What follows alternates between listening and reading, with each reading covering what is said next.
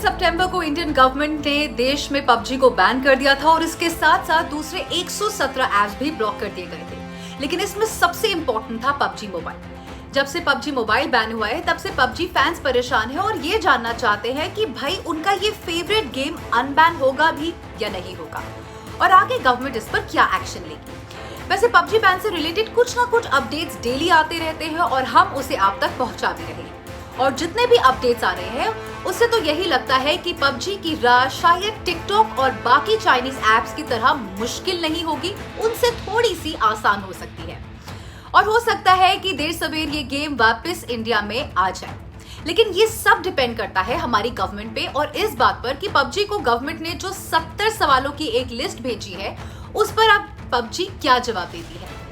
तो आज के इस टेक टॉक के वीडियो के अंदर बात होगी उन 70 क्वेश्चन की इसी लिस्ट के बारे में और साथ ही जानेंगे कि क्या इन सवालों के जवाब देने के बाद पबजी इंडिया में अनबैन होगा या नहीं। यहाँ पर आप एक बात याद रखिए कि गवर्नमेंट जब किसी भी ऐप को ब्लॉक या बैन करती है तो इनिशियली वो एक इंटरिम बैन होता है, यानी किसी भी ऐप को परमानेंटली बैन नहीं किया जाता है। बैन ऑर्डर इशू होने के बाद एक पूरा प्रोसेस फॉलो किया जाता है जिसमें बैन ऐप को अपनी बात रखने का मौका दिया जाता है। कुछ सवाल पूछे जाते हैं और अगर उन जवाब से गवर्नमेंट सैटिस्फाइड हो जाती है तो वेल एंड गुड, और अगर नहीं होती है तो बैन को एक्सटेंड किया जाता है। चलिए अब जानते हैं कि ऐप्स के बैन और अनबैन होने पर एक्सपर्ट्स की क्या राय है। ब्लॉकिंग की पावर सेक्शन 69A भारत के सूचना प्रौद्योगिकी कानून के अंतर्गत परिभाषित है। उसके तहत कुछ जब लिमिटेड सर्कमस्टेंसेस होते हैं, परिस्थितियां होती हैं, तब सरकार दिशा निर्देश दे सकती है किसी इलेक्ट्रॉनिक जानकारी को ब्लॉक करने के लिए। ऐसा नहीं है कि ब्लॉक परमानेंटली किया जा सकता है, कोई समय अवधि होती है उसके अनुसार ही उसको ब्लॉक किया जा सकता है। लेकिन अगर सरकार को पता लगता है कि कानून का उल्लंघन लगातार चल रहा है तो वो ब्लॉकिंग को एक्सटेंड भी कर सकती है। तो लाजमी सी बात है, इतिहास गवाह है कि पहले भी ऐप्स ब्लॉक हुए हैं और फिर अनब्लॉक हुए हैं और पुनः से लोगों को एक्सेस मिल पाया है। अब इस केस में देखना पड़ेगा कि सरकार क्या तफ्तीश करती है, उसे क्या कुछ मिलता है। लेकिन ब्लॉकिंग और अनब्लॉकिंग दोनों की ही पावर फिलहाल सरकार के पास मौजूद है कानून के तहत।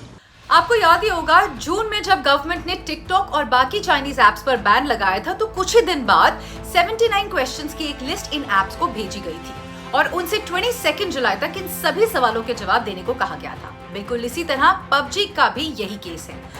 जब 2 सितंबर को पबजी को गवर्नमेंट ने बैन कर दिया था तो अकॉर्डिंग टू रिपोर्ट्स पबजी को भी 70 क्वेश्चंस की एक लिस्ट दी गई है और कंपनी से उस पर जवाब मांगा गया है। क्या सवाल पूछे गए होंगे इस पर अभी कोई क्लैरिटी नहीं है, लेकिन जब पबजी पर बैन लगा था तो गवर्नमेंट ने कहा था कि ये ऐप अनऑथराइज्ड मैनर के अंदर लोगों का डेटा चुरा रहा है और उसे देश से बाहर किसी दूसरे सर्वर पर स्टोर कर रहा है, जो देश की सुरक्षा के लिए बहुत ज्यादा खतरनाक है। तो ऑफ कोर्स इन 70 सवालों के अंदर ये भी पूछा गया होगा कि इंडियन पबजी यूजर्स का जो डेटा है वो किन सर्वर्स पर स्टोर होता है, वो कहां पर बेस्ड है और उस डेटा को कौन कौन एक्सेस कर सकता है। अगर इन सवालों के जवाब से गवर्नमेंट सैटिस्फाई हो जाती है तो पबजी फैंस के लिए ये एक बहुत ही बड़ी खुशखबरी होगी और अगर गवर्नमेंट को लगता है कि अभी भी कोई क्लैरिफिकेशन नहीं है और उनको और क्लैरिफिकेशन चाहिए है तो ये बैन एक्सटेंड किया जा सकता है।